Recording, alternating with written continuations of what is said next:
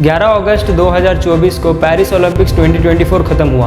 हमारे देश के नीरज चोपड़ा जी ने जैवलिन थ्रो में इस बार सिल्वर मेडल जीता है। मेंस हॉकी टीम ने स्पेन को हराकर ब्रॉन्ज मेडल जीता।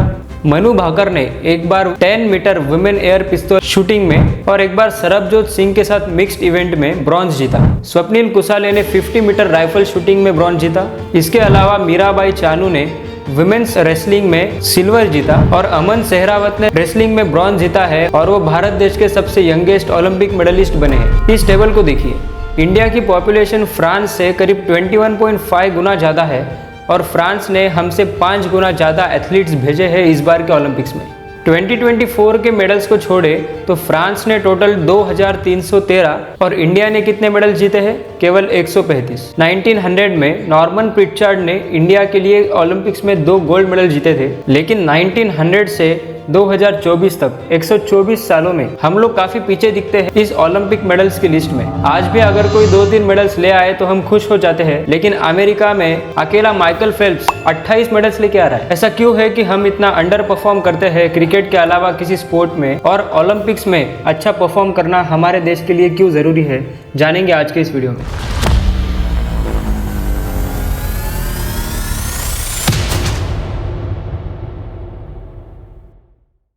इस विषय को जानने के लिए हम थोड़ा ओलंपिक्स में इंडिया का इतिहास समझ लेते। इंडिया की पहली ओलंपिक अपीयरेंस 1900 में हुई थी, जब नॉर्मन प्रिचार्ड ने पेरिस ओलंपिक्स में पार्टिसिपेट करके इंडिया के लिए 2 सिल्वर मेडल जीते थे।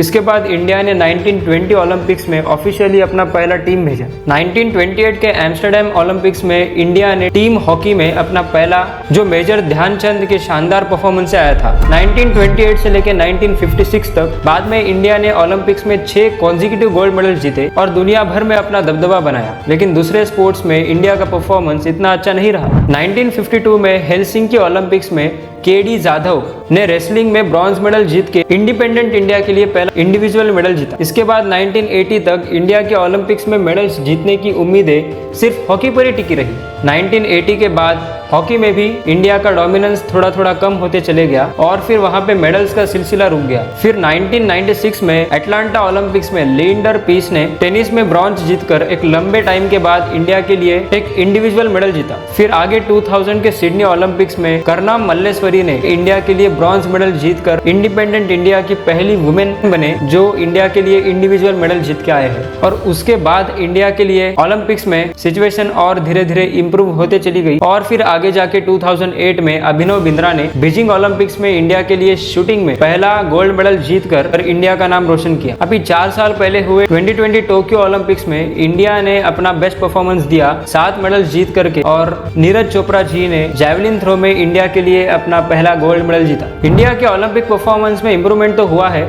लेकिन आज भी बहुत से चैलेंजेस है, जैसे स्पोर्ट्स इंफ्रास्ट्रक्चर, ट्रेनिंग और फैसिलिटीज, जो आज भी इंडिया के कई एथलीट्स को वर्ल्ड लेवल पे कॉम्पीट करने में एक रुकावट बनती है। जबकि इंडियन गवर्नमेंट ने एथलीट्स के लिए फाइनेंशियल बजट बढ़ाया है। इस बार के 2024 पेरिस ओलंपिक्स में इंडिया ने करीब 470 करोड़ रुपीस एलोकेट किए 16 स्पोर्ट्स के बीच। लेकिन प्रॉब्लम यह है कि फंडिंग आज भी इनकंसिस्टेंट और कई स्पोर्ट्स में तो इनसफिशिएंट है। टारगेट ओलंपिक पोडियम स्कीम ने पोटेंशियल मेडलिस्ट को टारगेटेड असिस्टेंस प्रोवाइड की है, लेकिन सभी एथलीट्स को बराबर फायदा नहीं मिलता। जैसे कि एथलेटिक्स और बैडमिंटन को सब्सटेंशियल फंडिंग मिली है, लेकिन इक्वेस्ट्रियन और टेनिस जैसे स्पोर्ट्स को मिनिमल सपोर्ट मिला है। गवर्नमेंट फंडिंग पर डिपेंडेंसी भी एक अनसर्टेनिटीज का सामना करवाती है। अगर आप यहाँ पे अमेरिका की बात करो, अमेरिका में इन सारे एथलीट्स को प्राइवेट कंपनी स्पॉन्सर करती है, जैसे कि नाइकी, कोका कोला एटसेट्रा। लेकिन हमारे देश में कई बड़े कंपनीज होने के बावजूद, जैसे कि जोमेटो, स्विगी, ये सारे कंपनीज के पास इतना पैसा है कि वो आसानी से हमारे एथलीट्स को स्पॉन्सर कर सकते हैं, लेकिन वो नहीं करते क्योंकि उनको दिखाई देता है कि लोगों को इन स्पोर्ट्स में इंटरेस्ट नहीं है। इसलिए देखना, Byju's IPL, FIFA world cup को तो स्पॉन्सर करेगा, लेकिन वही बायजूस इन सारे एथलीट्स को स्पॉन्सर करते हुए नहीं दिखेगा। या ऐसे ही बाकी सारे कंपनीज का बाकी स्पोर्ट्स में ऑलमोस्ट 0 स्पॉन्सरशिप्स दिखता है। इसमें हमें यह भी फैक्टर देखना होगा कि हमारे देश का एक सिग्निफिकेंट मनी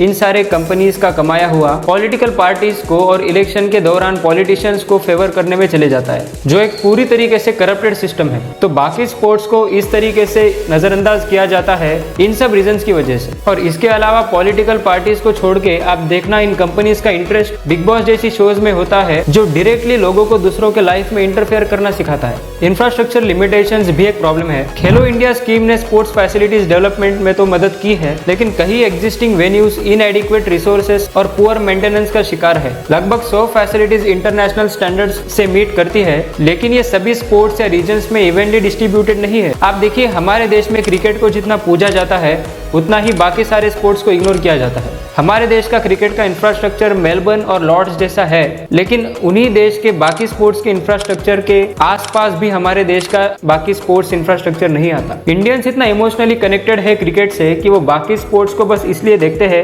क्योंकि वो ट्रेंडिंग चल रहा है। इंफ्रास्ट्रक्चर अगर आपको देखना है तो आप चाइना का देखिए। चाइना में 3000 से ज्यादा गवर्नमेंट रन स्पोर्ट्स स्कूल्स और ट्रेनिंग सेंटर्स है। एलाइड ट्रेनिंग फैसिलिटीज के अलावा चाइना ने पब्लिक को फिजिकल एक्टिविटीज पे फोकस करने के लिए कम्युनिटी वेन्यूज बनाने पर भी फोकस किया है। चाइना में 2017 से 20 तक 3 सालों में नेशनल स्पोर्ट्स फैसिलिटीज की संख्या में 89.7% इंक्रीज हुआ है और चाइना का करंट 5 ईयर प्लान के तहत 1000 और वेन्यूज बनाने का प्लान है। चाइना एक सिस्टमैटिक अप्रोच यूज करता है यंग टैलेंट को आइडेंटिफाई करने के लिए, जो 3 से 5 सालों की उम्र से ही शुरू हो जाता है। आप देखिए, चाइना में 3 से लेकर 5 सालों तक के बच्चे किस लेवल पे एक्सटेंसिव ट्रेनिंग करते हैं अपना लॉन्ग टर्म ओलंपिक गोल ध्यान में रखते हुए। हमारे देश में वेल मेंटेन्ड फैसिलिटीज की कमी पार्टिसिपेशन और ट्रेनिंग को डिस्करेज करती है, खासकर लेस पॉपुलर स्पोर्ट्स में।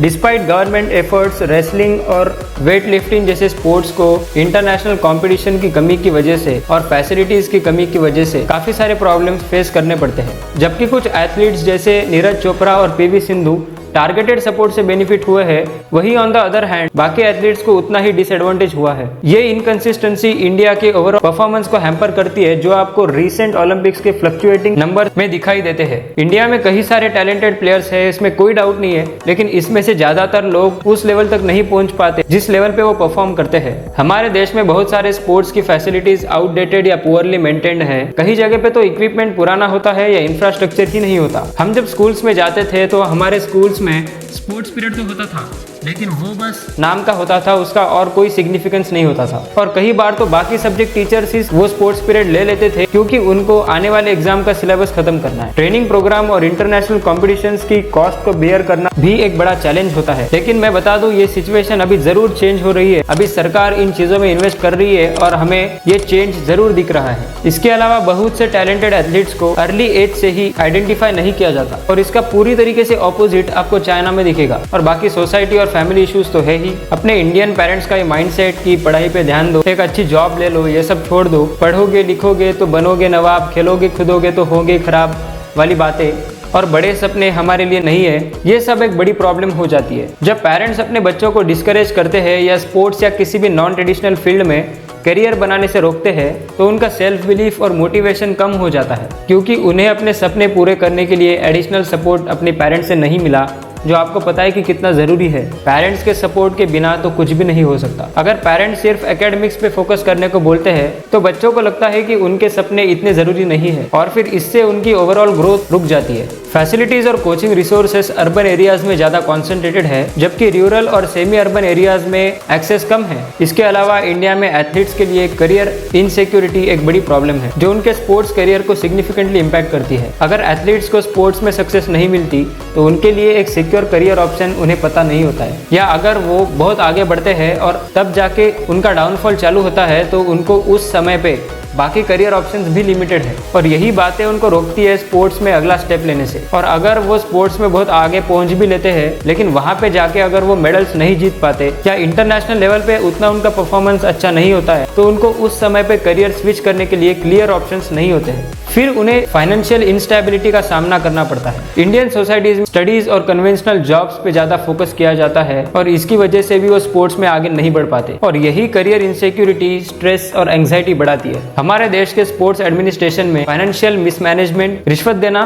और फेवरेटिज्म के एलिगेशंस कॉमन है और यही एलिगेशंस कॉमन मैन का गवर्नमेंट के ऊपर ट्रस्ट कम कराती है। बड़े बड़े स्कैंडल्स जैसे कि 2010 के कॉमनवेल्थ गेम्स के आसपास के कंट्रोवर्सीज ने स्पोर्ट्स अथॉरिटीज रेप्यूटेशन कंपटीशन को कम किया है और इसी की वजह से इन्वेस्टमेंट और सपोर्ट बाकी देशों से, प्राइवेट कंपनीज से लेने में गवर्नमेंट को प्रॉब्लम हो जाता है। स्पोर्ट्स एडमिनिस्ट्रेशन में पॉलिटिशियंस का इन्वॉल्वमेंट इफेक्टिव गवर्नेंस के लिए एक बड़ा प्रॉब्लम है। कई स्पोर्ट्स फेडरेशंस को सीधा पॉलिटिशियंस लीड करते हैं, जो स्पोर्ट्स फैसिलिटीज के एक्सपर्टीज के बजाय पर्सनल या पॉलिटिकल इंटरेस्ट को प्रायोरिटाइज करते हैं, जो स्पोर्ट्स में सिलेक्शन प्रोसेस की इंटीग्रिटी को सीधा इफेक्ट करता है। जैसे कि board of cricket council India एक प्राइम एग्जांपल है और यही डिसीजन मेकिंग की कमी और पॉलिटिकल प्रायोरिटाइजेशन की वजह से करप्शन के लिए एक अनुकूल एनवायरनमेंट बनाती है। कुछ इंप्रूवमेंट्स के बावजूद इंडिया अभी भी वर्ल्ड क्लास स्पोर्ट्स इंफ्रास्ट्रक्चर की कमी का सामना कर रहा है। ट्रेनिंग फैसिलिटीज अक्सर अर्बन एरियाज तक लिमिटेड होती है, जो रूरल रीजन्स के एथलीट्स को डिसएडवांटेज में डालती है। इसलिए हमारे देश के एथलीट्स बस ओपोनेंट को हराकर नहीं बल्कि पूरे सिस्टम को लड़कर जीतते हैं और इसीलिए किसी इंडियन को ओलंपिक में मेडल जीतना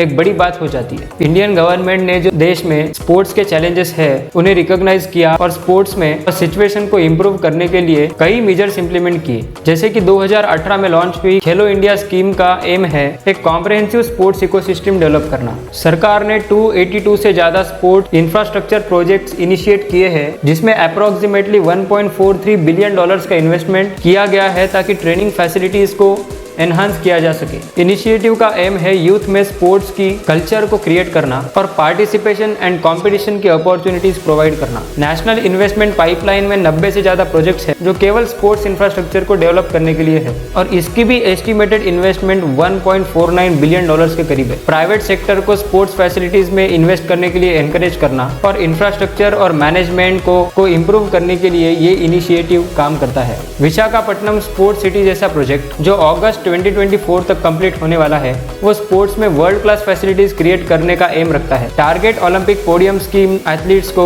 टारगेटेड सपोर्ट प्रोवाइड करता है। एथलीट्स को मंथली स्टाइपेंड्स, ट्रेनिंग और इंटरनेशनल कंपटीशंस के लिए फंडिंग देते हैं। एथलीट्स को कोचेस, साइकेट्रिस्ट्स और ऐसे सपोर्ट स्टाफ भी देते हैं। X union sports minister Rajyavardhan Singh Rathore ने स्पोर्ट्स अथॉरिटी ऑफ इंडिया से अथॉरिटी इस टर्म को ड्रॉप करने का प्रपोजल दिया है ताकि स्पोर्ट्स गवर्नेंस को मॉडर्न अप्रोच से रिफ्लेक्ट किया जा सके। स्टेट गवर्नमेंट्स जैसे हरियाणा और ओडिशा मल्टीपर्पज स्पोर्ट्स कॉम्प्लेक्सेस और स्टेडियम्स बिल्ड करने में इन्वेस्ट कर रहे हैं और ये सब नेशनल और इंटरनेशनल इवेंट्स को होस्ट करने के लिए। प्राइवेट एकेडमीज को इस्टेब्लिश करना और ग्रास रूट्स लेवल पर टैलेंट को डेवलप करना, इसमें सरकार का भी काफी बड़ा हाथ है। जब इंडियन एथलीट्स इंटरनेशनल लेवल पे मेडल्स जीतते हैं तो ये देश के लिए एक प्राउड मोमेंट हो जाता है और नेशनल यूनिटी को एनहांस करता है। स्पोर्ट्स अचीवमेंट से इंडिया को ग्लोबल रिकॉग्निशन मिलता है और यही हमारे देश का सॉफ्ट पावर दुनिया भर में दर्शाता है। ये सारे स्पोर्ट्स को दुनिया भर में सारे देशों में टेलीविजन पर दिखाया जाता है। बाकी दुनिया भर में बाकी देशों के लोगों को भी पता चलता है हमारे देश और हमारे देश के इन सारे लेजेंड्स के बारे में। इन सारे एथलीट्स को छोटे बच्चे भी देखते हैं और इंस्पायर होते हैं। वो भी देखते हैं कि इन एथलीट्स को ग्लोबल लेवल पे कैसा रिकॉग्निशन और रिस्पेक्ट मिलता है और उनके अंदर देश के प्रति प्राइड देख के ये बच्चे भी देशभक्त हो जाते हैं। जब यंग प्लेयर्स देखते हैं कि उनके कंट्री के एथलीट्स सक्सेसफुल हो रहे हैं तो वो भी स्पोर्ट्स में करियर परस्यू करने के लिए मोटिवेटेड फील करते हैं, जो ओवरऑल टैलेंट पूल को इंक्रीज करता है और इससे जो देश में बिजनेस और एम्प्लॉयमेंट बढ़ेगा वो तो अलग ही। स्पोर्ट्स के थ्रू सोशल कोहेशन और कम्युनिटी डेवलपमेंट को भी प्रमोट किया जा सकता है। स्पोर्ट्स प्रोग्राम्स इंक्लूसिव और डाइवर्स कम्युनिटी को सपोर्ट करते हैं, जो सोशल हार्मनी को एनहांस करता है। और भी कई सारे रीजन से ओलंपिक जैसे बड़े इंटरनेशनल इवेंट में परफॉर्म करना किसी भी देश के लिए बहुत जरूरी हो जाता है अपनी पावर और आइडेंटिटी दिखाने के लिए। बाकी अगर इस वीडियो से आपको कुछ नया पता चला और वीडियो अच्छा लगा तो इसको आप अपने कम्युनिटी में शेयर करके और हमारे चैनल को सब्सक्राइब करके हमें सपोर्ट कर सकते हो।